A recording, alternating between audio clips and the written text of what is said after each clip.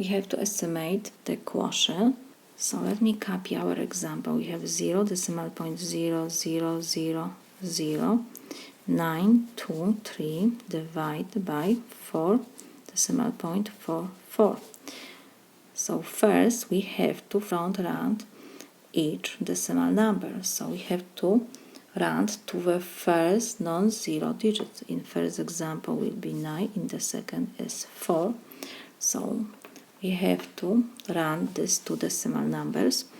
First, after 9 we have 2. So 2 is less than 5. It means we have to copy our underlined digits and everything what is before. And after our underlined digits we have to change to zeros. So it will be 0, 0, 9 we copy, and zeros before 9. And the second decimal number we need to round to the first non-zero digit, so 4. After underlying digits we have 4.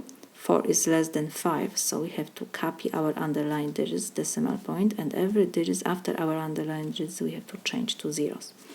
So now we can rewrite that this is 0, decimal point 0, 0, 0, 0, 9. We don't need the zeros after 9, they don't change the value of our number. Divide by 4. So we can do long division.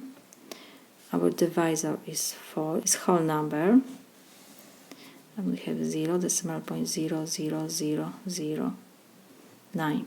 And again, how many times we can put 4 to 0? 0, copy decimal point, and again with next 0, 0, 0, 0, 0. How many times we can put 4 to 9? 4 goes to 9 2 times, so 2 times 4 is 8.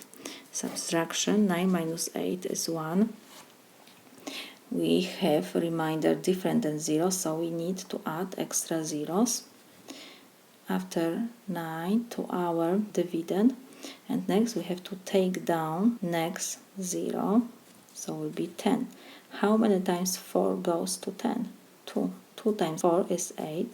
Again subtraction, 10 minus 8 is 2, and we take down next 0, so we have 20 divided by 4 is 5. 5 times 4 is 20.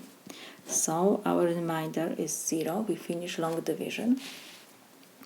And our solution will be 0, decimal point 0, 0, 0, 0, 2, 2, 5.